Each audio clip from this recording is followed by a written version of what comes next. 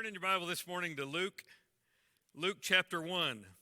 Luke chapter 1 will be there in just a moment. I want to just share a little bit with you and introduce our time of observing the Lord's Supper.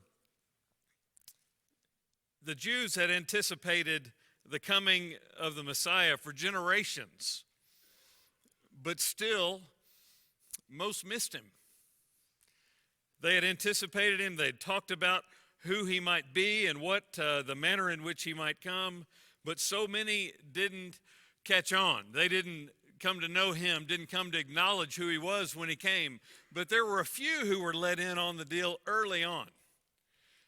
You know who some of those were? We talked about some of them a couple of weeks ago. Actually, the first 2 weeks of the month, we talked about Simeon that discovered who Jesus was when Mary and Joseph brought Jesus to the temple to dedicate him as a small child. We also know that Joseph was let in on the news when this woman to whom he was betrothed was found to be with child, and the angel came to Joseph and said, "Hey, guess what?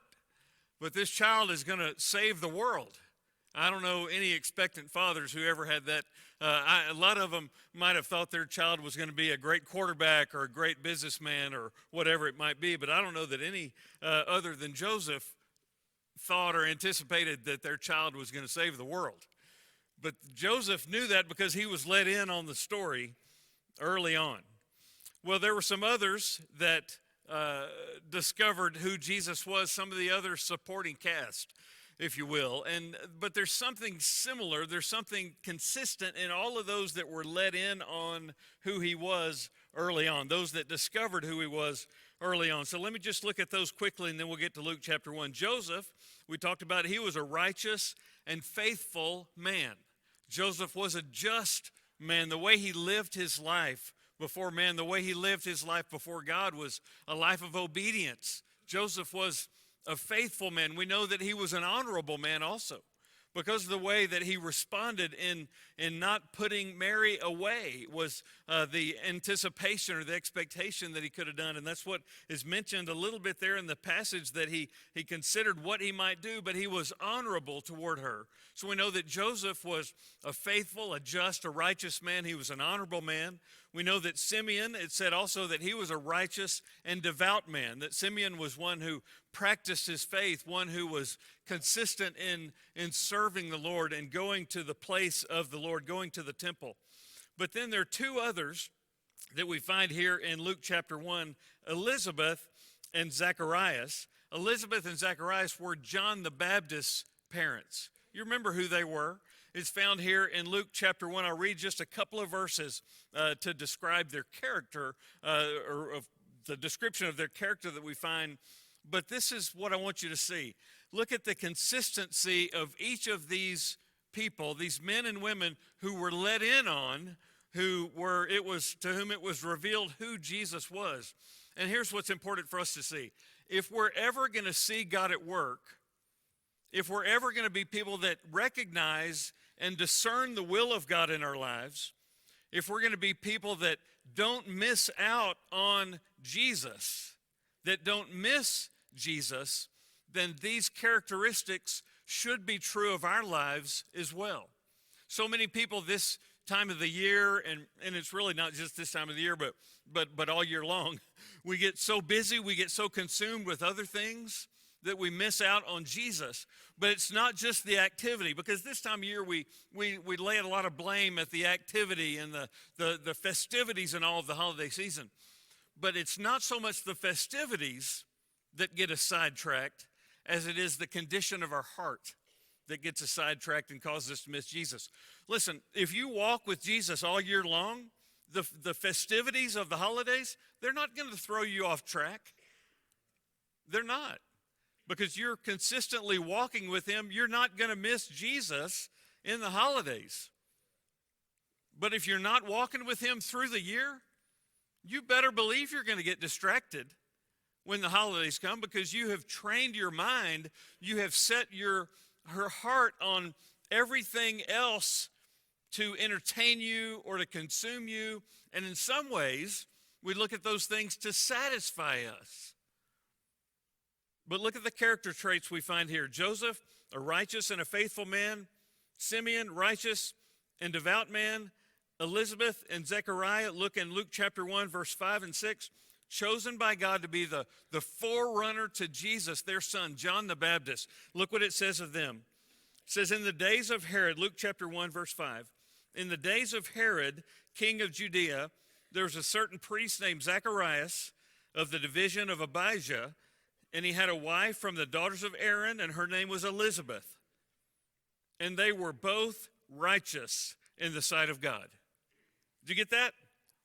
They were both righteous. They were both just in the sight of God, walking blamelessly in all the commandments and requirements of the Lord.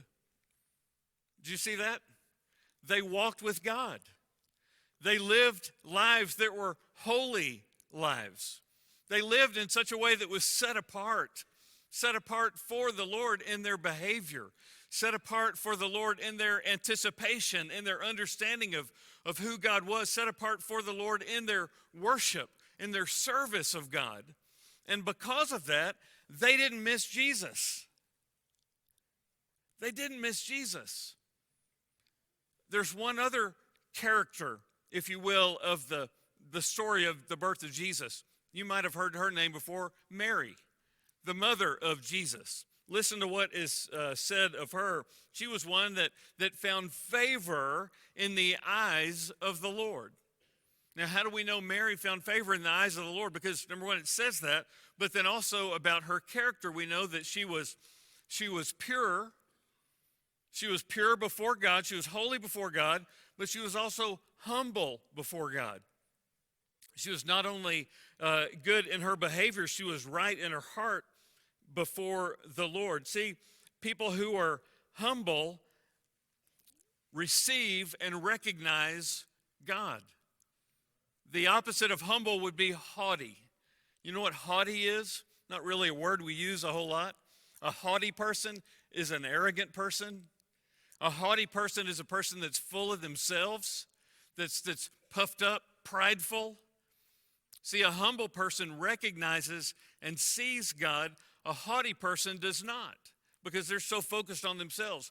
But look a little further down in Luke chapter 1, there's this song of Mary that is extensive. I won't read all of it, but just a few verses, beginning in about verse 46. It says, Mary said, my soul exalts the Lord, and my spirit has rejoiced in God my Savior, for he has regard for the humble state of his bondslave. For behold, from this time on, all generations will count me blessed. And look at verse 49. For the mighty one has done great things for me, and holy is his name.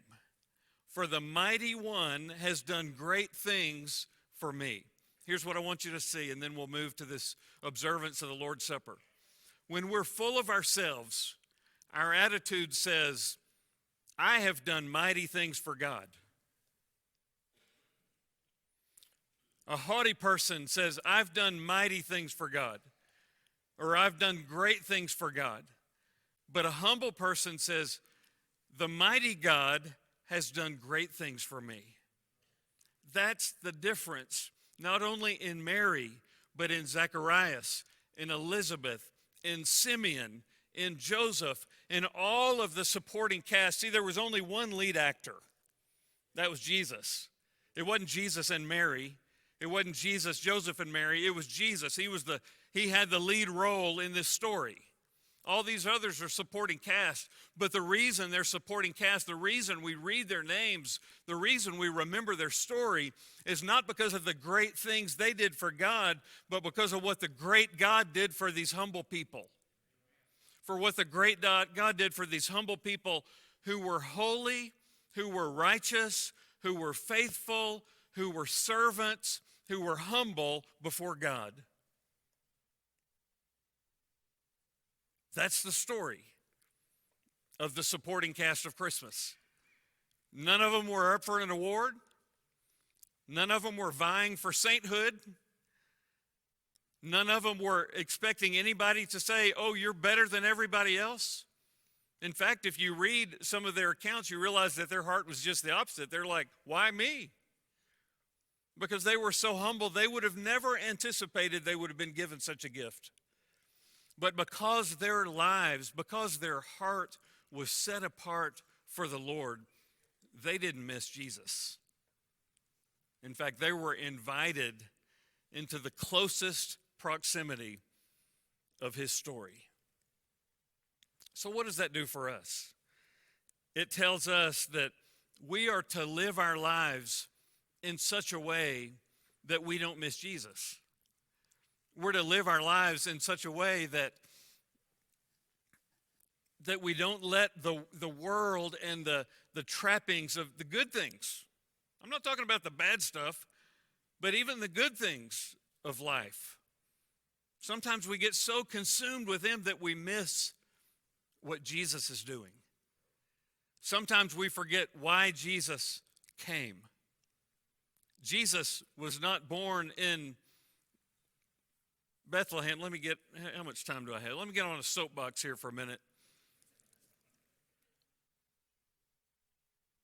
Several weeks ago, we went to Bethlehem. The gaudiest place, in my estimation, the gaudiest place in the Holy Land is the place that is dedicated to Jesus' birth. And when I say gaudy, I mean commercialized, just full of stuff. And nothing about that place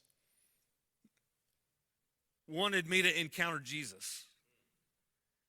Actually, everything about that place wanted me to get out of there. Because I looked at this and I see some people nodding their heads who were there. There was just so much worldly and religious trappings that was built around this story that Jesus gets missed in it. But the beauty of how Jesus came was that God stripped away all those things of the world. That God stripped away all of the trappings, all of the luxury, all of the status. And Jesus came, God came, left heaven, came to earth in the most humble manner possible to show us that all of this stuff is not what matters. But he's what matters. He is who matters for our eternity. So what does that do for us? It means that we're to live our lives submitted to him. It means if we want to recognize God's will, if we want to see where God's at work, we live humbly, meaning acknowledging God is in control and we're not the center of the world. It means we're to live holy lives. Do you need an explanation on what that is? In our thoughts, in our language, in our relationships, in our ambitions. Holy, pure, righteous. I cannot tell you how many times over the years people will used to they would make an appointment. Now they text you and say, I just can't find out God's will in this. And it just takes about that long to realize that they've not been walking with God. That's why they can't discern God's will. When somebody's walking with God, living a holy life, humbly set apart for his purposes, you'll see God at work. And you not only see God at work, you want to be a part of it. You want to be a part of it.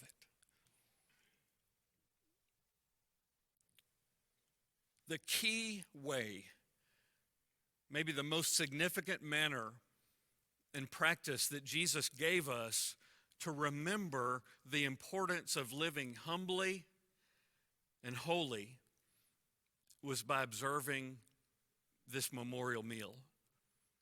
By observing the Lord's Supper, we're reminded that Jesus lived a perfect life, yet died on a cross to pay the penalty for our sin. The reason he died on the cross to pay the penalty for our sin, because he was holy. We're not. We couldn't atone for our own sin because none of us are sinless. But Jesus did that for us because he was holy. And to remember the humility of Christ in his sacrifice. Philippians chapter 2 says he didn't consider equality with God something to be grasped, meaning that he was already God, already in heaven, but he humbled himself and came to earth. Took the very nature of a man, became a servant, and gave his life for us.